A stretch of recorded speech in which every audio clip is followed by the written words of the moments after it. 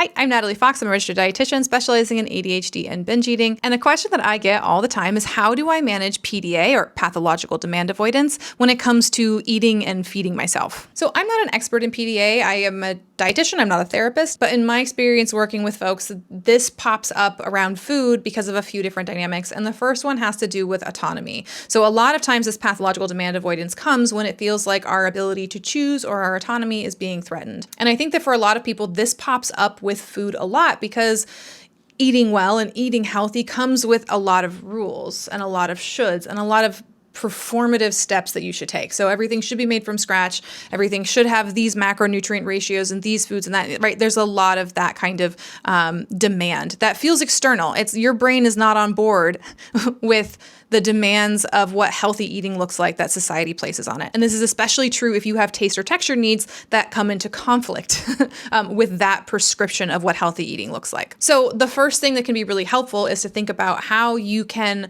reject all of those shoulds, right? Reject this prescription of what feeding yourself well looks like, and start to work collaboratively with your brain in order to come up with something that it's on board for. So reclaiming autonomy in your food choices. Now, a lot of people, when I say something like this, would say, well, if I just eat what my brain says I should eat, I'm just going to eat cake and cookies all the time and nothing else. You might for a while if you've been trying really, really hard to maintain a rigid structure. But ultimately, what a collaborative approach to your brain looks like is trying to honor all of your needs at the same time, right? So your body has certain physiological needs that it has. There are certain ways that you probably will want to eat in order to have your body feel good. And then there are things that your brain needs as well. So how can you best bridge that gap? And a lot of it comes to tuning into your body's experience, which again is tricky if you're neurodivergent because that body relationship is often hard to sense. And there can be a lot of broken trust there along the way in whatever your eating journey is. But the question is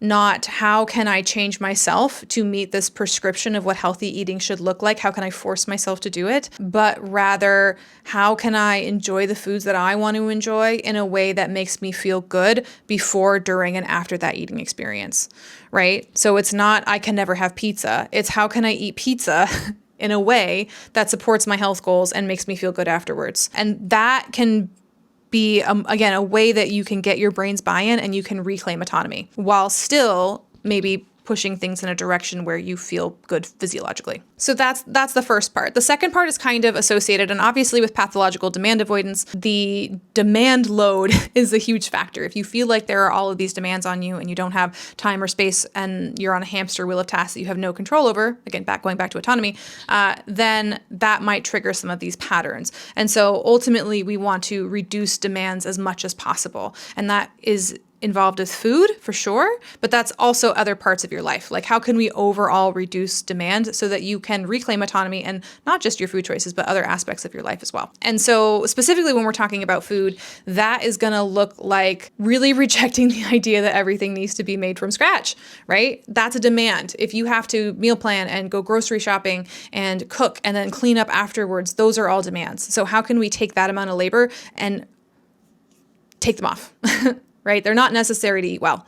How can we reduce the dish load? Are there ways to prepare foods where you're not having to make as many dishes? Can you just have disposable dishes? Can you have paper plates for a while as you're in this process of reducing demand? If chopping ingredients or cooking ingredients feels like a demand, are there ways to get convenience options, frozen options that you can put together, pre-chopped, pre-processed, pre-cooked things? That is going to be a lot less steps and a lot less thought and a lot less cleanup, right? So instead of thinking, how can I convince myself to do this? We think about how can I streamline this and remove steps as much as possible. Another possible trigger for PDA when it comes to food can be uncertainty.